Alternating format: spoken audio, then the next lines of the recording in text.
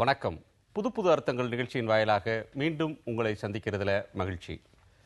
இன்றைய நம்முடைய விருந்தினர்களாக நாம் தமிழர் கட்சியின் திரு க ஐயநாதன் அவர்களும், பாரதிய ஜனதா கட்சியின் மாநில செயலாளர் வழக்கறிஞர் KT ராகவன் அவர்களும் நம்முடைய அரங்குக்கு வந்திருக்காங்க. வணக்கம். வணக்கம்.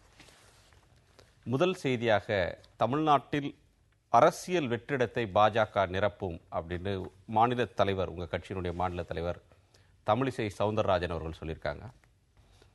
தமிழிசை சவுந்தரராஜன் சொல்லக்கூடிய இந்த கருத்துன்றது குறிப்பாக 1967க்கு முந்தைய நிலைமைக்கு திரும்பும், தமிழ்நாட்டில் கண்டிப்பாக விரைவில் ஒரு அரசியல் வெற்றிடம் ஏற்படும் என்பதை நாங்கள் அறிந்தே வைத்திருக்கிறோம், அந்த வெற்றிடத்தை நிரப்பும் சக்தியாக பாஜக இருக்குன்றாங்க. வெற்றிடம் என்று ஒன்று இருக்காது, அதை காற்று நிரப்பும் அப்படின்னு சொல்கிறத பாஜக நிரப்பும் சொல்கிறாங்க. வெற்றிடம் ஏற்படும் அப்படின்றது எந்த நம்பிக்கையில் சொல்கிறீங்க? இல்லைங்க, இன்றைக்கி இருக்கிற அரசியல் நிகழ்வுகள் பார்த்தீங்கன்னு சொன்னால், திராவிட முன்னேற்ற கழகம் வலுவிழந்திருக்கிறது உள்கட்சி பிரச்சனைகள்னால. அதே போல் பார்த்தீங்கன்னு சொன்னால், மக்களுக்கும் கூட கடந்த பாராளுமன்ற தேர்தலில் நாங்கள் எங்களுடைய கூட்டணி, தேசிய ஜனநாயக கூட்டணி 19% வாக்குகளை பெற்றிருக்கிறோம்.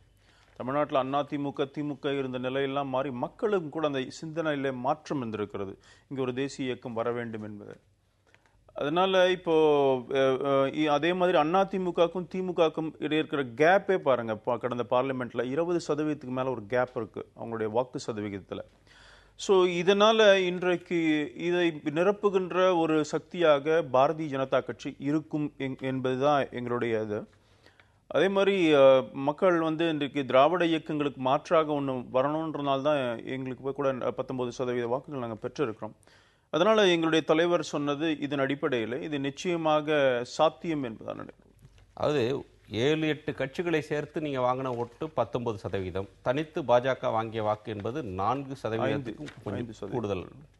ஆனால் 24% வாக்குகளை திமுகவும் 44% வாக்குகளையும் அதிமுக வச்சிருக்குன்னா, ஏற்கனவே 24% வாக்குகளை வைத்திருக்கிற கட்சியை 5%க்கு கீழே ஓட்டு வச்சிருக்கிற ஒரு கட்சி பைபாஸ் பண்ணி அந்த இடத்தை நிரப்பும் அப்படின்னு சொல்றது எப்படி புரிஞ்சுக்கிறது? நீங்க மேற்கு வங்காளத்தில் இந்த முறை நாங்கள் 20% வாக்குகளை பெற்றோம். இன்னைக்கு மேற்கு வங்காளத்தில் கம்யூனிஸ்ட் கட்சியும் 2 ஆண்டுகளுக்கு முன்பாக ஆட்சி பொறுப்பில் இருந்த கம்யூனிஸ்ட் கட்சி 2 இடங்கள் பாராளுமன்ற தேர்தலில் பெற்றது. அதுவும் கூட அவங்களுடைய கூட்டணியோட பாரதிய ஜனதா கட்சி தனியாக இருந்து 2 இடங்களை பெற்றோம். அரசியல் நிகழ்வுகளை பொறுத்த வரைக்கும் மாற்றம் வருவதற்காக பல்லாண்டு காலம் காத்திருக்க வேண்டிய அவசியம்லாம் ஒன்றும் கிடையாது. பாலிடிக்ஸில் it can happen any time. இன்றைக்கு அதற்கான அடித்தளம் இருக்கிறது, மத்தியிலே ஆட்சி இருக்கிறது, நல்லாட்சியை கொடுக்க முடியும். அதன் மூலமாக மக்கள் மனதில் இடம் பிடிக்க முடியும். அது ஒன்றும் சாத்தியமில்லாத வார்த்தைகளை கடந்த காலங்களில் அன்டச்சபிள், அதாவது பாரதிய ஜனதா கட்சி என்பது தீண்டத்தகாத கட்சியாக இருந்த காலங்களெல்லாம் இன்றைக்கு போய்விட்டது. மக்கள் பாரதிய ஜனதா கட்சி பார்க்கிறார்கள், வரவேற்கிறார்கள். அதனால தான் அந்த நம்பிக்கையில தான் சொல்றோம். தமிழிசையுடைய நம்பிக்கையை நீங்க எப்படி பார்க்குறீங்க? அப்படி ஒரு நம்பிக்கையை ஒரு தலைவரை அவங்க வெளியிட்டு தான் ஆகணும். நாங்கள் நிரப்புவோம், நாங்கள் தான் அடுத்த மாற்று அப்படின்ட்டு எல்லாருமே சொல்கிறதுக்கு ஒரு தனித்த உரிமை இருக்கிறது. நீங்களே சொன்ன மாதிரி அவங்க ஒரு 4-5 கட்சிகளோட கூட்டணி சேர்ந்து அந்த 19 விழுக்காடு 75 லட்சம் வாக்குகளை பெற்றிருக்கிறார்கள். அதனால் தமிழ்நாட்டில் இருக்கிற மக்கள் ஒரு தேசிய கட்சியை விரும்புகிறாங்க அப்படியெல்லாம் சொல்கிறதெல்லாம் அது நகைச்சுவை தான். ஏன்னா அந்த தேசிய கட்சிகள் தமிழ்நாட்டுக்கு என்ன செஞ்சிருக்கு 67 வருஷத்தில் அப்படின்றத சொல்லித்தான் நாங்கள் பிரச்சாரம் பண்ணோம். அப்படி எதுவும் இல்லாதனால தான் தேசிய கட்சிகளை பற்றி மக்கள் யோசிக்காமலேயே அனைத்து இந்திய அண்ணா திராவிட முன்னேற்ற 1.25 கோடி ஓட்டையும் 95 லட்சம் ஓட்டை திராவிட முன்னேற்ற கழகத்துக்கும் அதனுடைய கூட்டணி கட்சிகளுக்கும் எல்லாம் போட்டிருக்காங்க. மொத்தம் 5 கோடியே 14 லட்சம் வாக்கு பதிவாச்சு. அதில் 75 லட்சம், அதுலேயும் பாரதிய ஜனதா இன்னும் கம்மி தான், ஒரு 19 லட்சம் வாக்கு வாங்கியிருக்காங்க. அதனால அவங்க நம்பிக்கையுடன் பேசுவதற்கான அடிப்படை இருக்கிறது. ஆனால் தமிழ்நாட்டில் ஒரு கட்சி வேரூன்ற வேண்டும் என்றால் தமிழ்நாட்டில் தமிழின உணர்வுகளுக்கும் தமிழ்நாட்டின் உரிமைகளுக்கும் மதிப்பளிக்கக்கூடிய ஒரு அரசியலை முன்னெடுக்க வேணும். நீங்க இங்க தமிழ்நாட்டை அணுகும் போதே என்ன சொல்றீங்கன்னா, உங்களுடைய கொள்கை பார்வையோடு நீங்க அணுகிறீங்க. பிரச்சனைகளை தமிழ்நாட்டு மக்கள் எவ்வளவு கஷ்டப்படுறாங்க அந்த அடிப்படையிலிருந்து இவங்க அணுகல. ஒருவேளை தமிழ்நாட்டு பாரதிய ஜனதா கட்சியினுடைய தலைவர்கள் அப்படி பேசினாலும் உடனே அங்கேருந்து டெல்லியில இருந்து பறந்து அதெல்லாம் கிடையாது அப்படின்னு சொல்லிட்டு போறாரு. இல்லாட்டி இன்னொருத்தர் சுப்பிரமணிய சாமி மாதிரி ஒருத்தர் போய் அங்க போயிட்டு நீங்க அதெல்லாம் ஒண்ணு தமிழ்நாட்டை பத்தி கவலைப்படாதீங்க, எல்லாம் நாங்க தான் தீர்மானிப்போம் அப்படின்னு சொல்லிட்ட உடனே இவங்க எப்படி இங்க வளர முடியும்? எனவே முதலில் இந்த தமிழ்நாட்டு மக்களினுடைய சிந்தனைகள், அவங்களுடைய எதிர்பார்ப்புகள், அரசியல் விருப்பங்கள் இதெல்லாம் நிறைவேற்றக்கூடிய ஒரு கட்சியா பாரதிய ஜனதா வரும்பொழுது மட்டுமே அது இப்படிப்பட்ட வெற்றிடத்தை நிரப்பும் என்றெல்லாம் அல்லது ஒரு மாற்றாக வருவோம் அப்படின்னு சொல்றதுலாம் ஒரு பொருள் இருக்க முடியும் என்பது எனது தாழ்வு. அண்ணன் சொல்றாங்க நாங்க தமிழ், அதாவது அவர் குறிப்பிடுறது அநேகமா இலங்கை பிரச்சனை அந்த மாதிரி விவகாரங்கள்ல பாரதிய ஜனதா கட்சி தெளிவாகவே சொல்றோம். எங்களுடைய கூட்டணி இருக்கும்போது வைகோவா இருந்தாலும் சரி, பாட்டாளி மக்கள் கட்சியா இருந்தாலும் சரி, எங்களுடைய நிலைப்பாடு என்னன்னு தெரியும். நாங்க மக்கள்கிட்ட வந்து பொய்யான வாக்குறுதிகளை கொடுத்து நான் இதை பண்ணிடுவோம் அதை பண்ணிடுவோம் நான் அப்படிங்கிறதெல்லாம் சொல்லி சில இயக்கங்கள் தமிழகத்துல இருக்கிறது. அவர்களெல்லாம் போய் ஏதோ மக்களை தூண்டிவிட்டு அல்லது மக்களுடைய உணர்ச்சிகளை பயன்படுத்தி கொண்டு வெற்றி பெறணும்னு நினைக்கிறேன். ஆனா வெற்றியும் பெறல. பட் பாரதிய ஜனதா கட்சியை பொறுத்தவரை எங்களுடைய தெளிவான நிலைப்பாடைத்தான் மக்கள்கிட்ட சொல்றோம். அதனால தெளிவான நிலைப்பாட்டை நீங்க சொல்றதா சொல்றீங்க. ஆனா உங்க கட்சியினுடைய மூத்த தலைவர் யஷ்வந்த் சின்ஹா சென்னையில வந்து நீங்க திரு இலகணேசன் உள்ளிட்டவர்களை வைத்துக் கொண்டு பேசின நேரத்தில் வைகோ நெடுமாறன் அவர்கள் பேசக்கூடிய வேகத்தை விட அதிக வேகத்துல யஷ்வந்த் சின்ஹா பேசினார். அன்றைக்கு இந்த கருத்து இப்ப நீங்க பேசுற கருத்து அவர் பேசல, அவர் வேறு கருத்தை பேசினார். நான் அந்த கூட்டத்துல இருந்தேன்.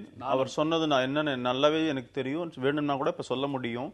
அதாவது இங்க இலங்கையிலே இப்படியே தொடர்ந்து கொண்டிருந்தால் தமிழ் ஈழம் என்பது அது வந்து கேட்கக்கூடாத ஒரு விஷயம் இல்ல, தேவையான விஷயம் அப்படின்னு சொன்னார். இப்படி தொடர்ந்து கொண்டால் பாரதிய ஜனதா கட்சியோட நிலைப்பாடு அது அல்ல. அங்க இருக்கிற மக்களுக்கு சிங்கள மக்கள் என்னெல்லாம் அந்த உரிமைகளை பெற்றிருக்கிறார்களோ அதே உரிமை இவர்களுக்கு உண்டு கிடையாது.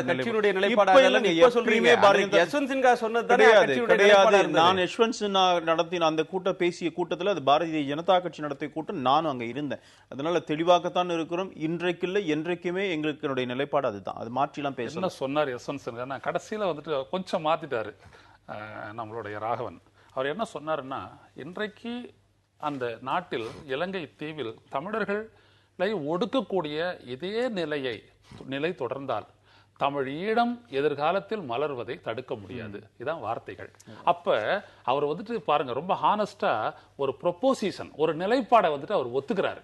தமிழர்கள் அங்கே ஒடுக்கப்படுகிறார்கள், இனப்படுகொலை. அது வந்து மெட்ராஸ்ல மட்டும் யஷ்வந்த் சின்ஹா பேசினா கூட கேள்வி எழுப்பியிருக்கலாம். நாடாளுமன்றத்தில் பேசினார். எந்த அளவிற்கு பேசினார் என்றால், நாம் இங்கே சொன்னோமே இந்த படுகொலையை முன்னின்று துணை நின்று நடத்தியது இந்திய அரசு தான்றதை நாடாளுமன்றத்தில் பேசினார். காங்கிரஸ் பதிலளிக்கல.